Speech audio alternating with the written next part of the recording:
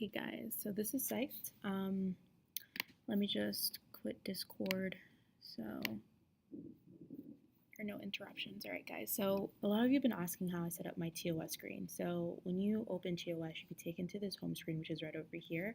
Since I'm going to be on the day trade option, or not day trade, option trading option, I'm going to go right over here. It's going to take me to this screen. The stock that you want to trade, you type over here. Right now that was AAL. And then you have 3 different charts or grids. I manually put these in. So this, I went to gadget and then went to level 2 data, but you could choose any of these, whichever you want to your liking. For this particular one, it's just 2 charts in general. And I just put the VWAP and the EMA in this one, and then I put the RSI and the EMA in this one as well.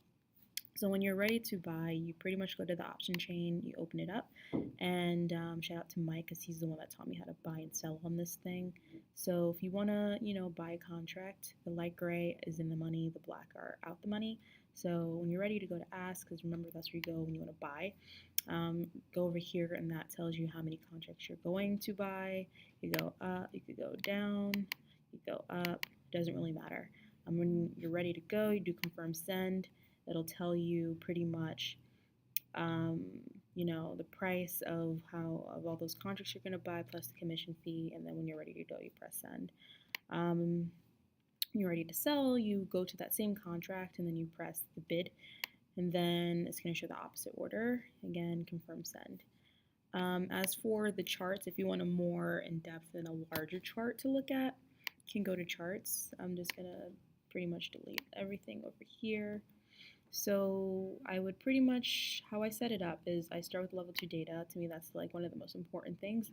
And then I look at the chart, and then that would be it. So remember, it's on the left-hand side, and it's under the charts tool. So level 2, you don't have to do anything. It's just going to show up. As for charts, you're going to have to go to studies, edit studies. You're going to type in what you want over here. So if you want VWAP, type in VWAP. Alright, if you want RSI, you type in RSI. I just do the regular one, not the crossover. MACD, I don't really do the histogram, I just do the regular one. And then EMA, or exponential moving average, exponential, and then the VWAP as well, so you get the gist. So after you get the one that you want, you select it and press add selected, and it'll show up here. It'll automatically put it into its designated upper or lower category.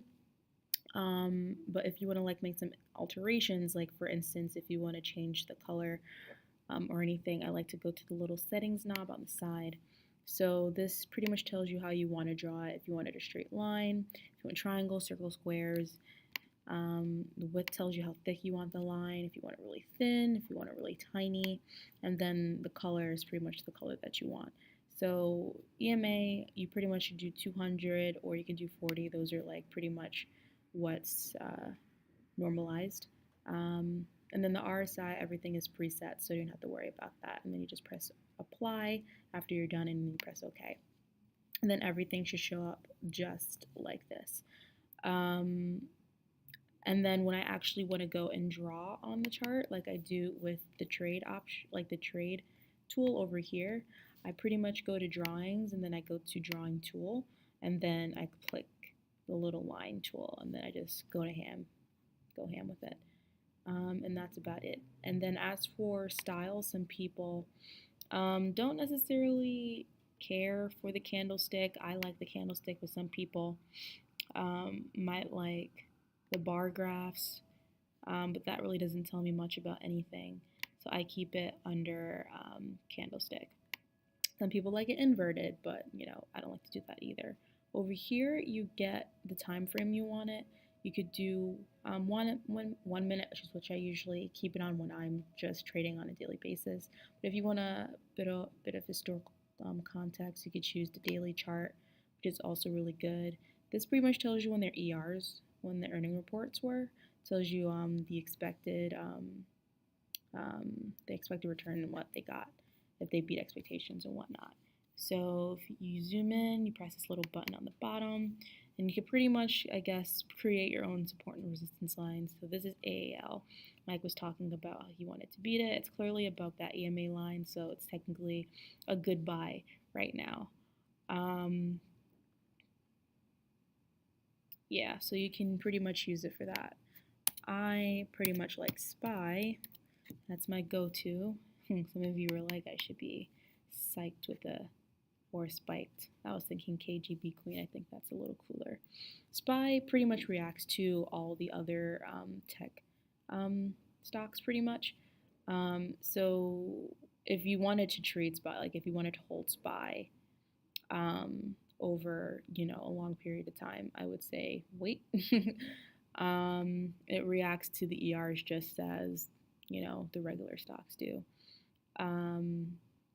But you would want to see where it pretty much closed after that last trend reversal. So right here, good confirmation would be around 273.85. So if it surpasses that, I might be like, okay, I might hold SPY, But until that happens, it's just going to stay right over here.